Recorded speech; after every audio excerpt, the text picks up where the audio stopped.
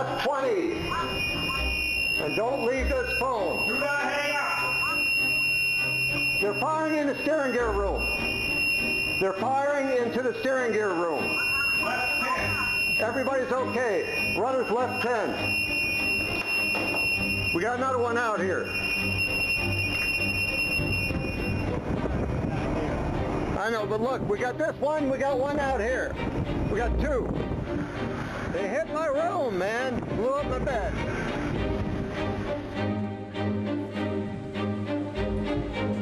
Hidden in a landscape of rocky hills, Ale is the ultimate pirate's haven. A small fishing town isolated and lacking solid roads. It serves as a scenic hideout. Because of the geographical location of these places, they feel they can hide there and escape when required. The pirates need backing. They cannot operate in a vacuum.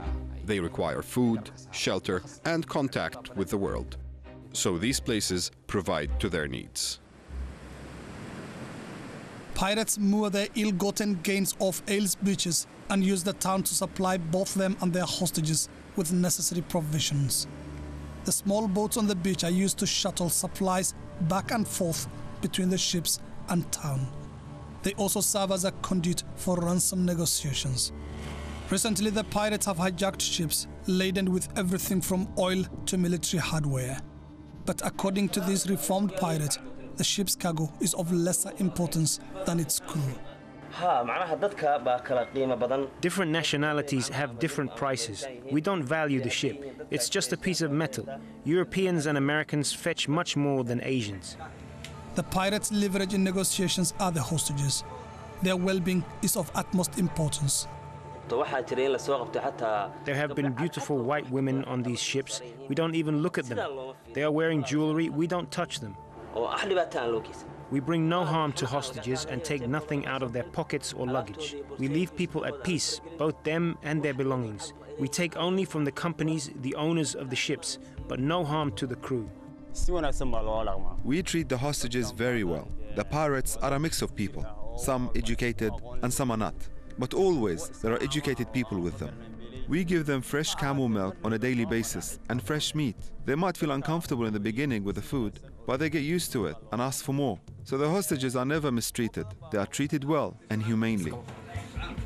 Once the delicate and often prolonged negotiations have been completed, the payoff to these modern-day buccaneers is delivered in different ways. They used to deliver it on a ship, and then a small boat would pick it up. Nowadays, a plane would deliver it and drop it near the hijacked boat. The ransom is then handed over to the pirates, they divide it, and then they release the ship. The pirates reach an agreement on how to divide the ransom before they go into the sea, using percentages. The person who funds the trip gets 30%. Those who go into sea and do the hijacking receive 50%. Those who keep guard and the like get 20%. That's how it's divided. Those who capture the ship divide the expenses. Since money is there to be spent, access to a town is vital. Shacks converted into restaurants have opened up around the beach. The town wakes up early evening just as the pirates emerge to be served, with middlemen and accountants in tow, ready to talk business over a plate of spaghetti. It is here that the deals are done, whether for guns or for ransoms, although the negotiations can often play out for months. The weapons easily sourced thanks to Somalia's 2-decade-long civil war fuel the business. But few of the town's residents see any benefit from the cash brought to show. Piracy has been somewhat a double-edged sword for the people of this town. Prices of goods have gone up and shortages are common. And yet, the bulk of ransom money is spent elsewhere. Residents are torn about the issue of piracy. There are those who welcome the Marines protecting their coast, and those who are quick to deny their hometown is a pirate's cove. I don't call them pirates. They are our Marines. They are protecting our resources from those looting them. They are not criminals. I am supporting of them. But not everyone agrees. They have troubled us a lot. They have brought us alcohol, commercial sex workers, and a massive inflation. Lots of killing also take place here. This is not a pirate town. We have nothing to do with them. They take their business to Getaway and elsewhere. We have nothing to do with them. These people are not sea people. In a devoutly religious Muslim society, many people object to the lifestyle of the pirates, making them both outlaws and outcasts. No one helps us here or abroad. We help each other as a unit. The money we make, everyone sees it as wrongfully obtained. My own mother refuses to pray at my house. Compared to before, the attitude towards pirates has changed. They are becoming isolated. The large profits they worked for, they cannot spend freely as they would like to. If someone is associated with piracy money, no one will sell to them. No one will buy a car from them, and so on. There's even cases of debt and people refusing to be paid back through money associated to piracy. They are isolated and separated. The president has taken his anti-piracy message to the mosques. On Fridays after prayers, he speaks about the perils faced by the nation. Extremism in our party doesn't exist. We are working together with our clerical and religious groups, and traditional leaders, and politicians, intellectuals. We work together because we are a community. So if we establish the same communities in everywhere, the inside problem will be solved among themselves. Somali religious leaders and clan elders have taken on the president's professed mission of combating piracy. And what better place to reform pirates than in their haven of El? But the criminal activities committed by the men at sea are not a primary concern. Their sermons focus on the vices the pirates bring to land with their extorted cash. And they spoil them. And they introduce it in the country, alcohol, drugs. The only drug that our people have accustomed to use is a chap. So they use more chap, chew chap. They bought drugs, from the south particularly, and they also alcohol. Alcohol used to become very common in many places in the country, particularly the younger community. The holy men hope to reform the pirates and encourage them back into society through dialogue and prayer. Addressing the crowd is Abshir Boyah, a notorious pirate leader. He is responsible for at least 20 hijackings, last of which included the Sirius Star. From that venture alone, he is rumored to have made a hefty cut of $850,000. Yet he now claims to have reformed.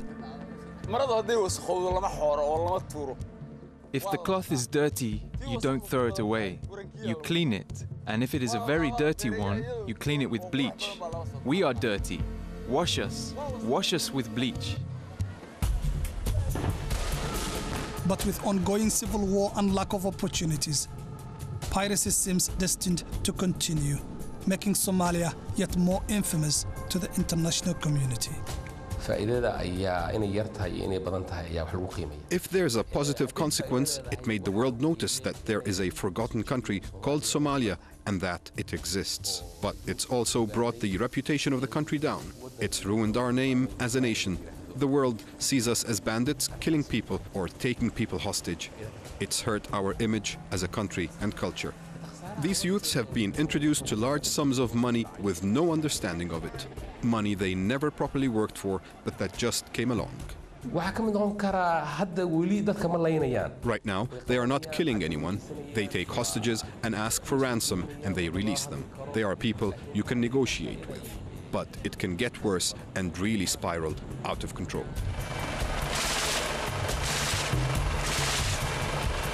Killings by Somali pirates have been rare in the past. But as confrontation between them and international naval fleets increase, they warn their rules of engagement will change. The objective is not to kill people, but to make money. The Americans killed 3 men, and they captured 14 in the south. These are poor people, and they knew that their goal was only money. So why kill them? They kill some and capture others, and they return the dead bodies to Puntland. They are creating hostility for themselves, and if they are caught, I think they will get what they deserve. These pirates are sons of the country, and we pray to God that they find their way from this wrongful path. We need to help them instead of labeling them as thieves. Piracy is wrong. They could either get killed or they will kill. We should pray for them. For the time being, these reformed pirates have raised their arms and appeased the elders' displeasure with their conduct. They claim to have quit.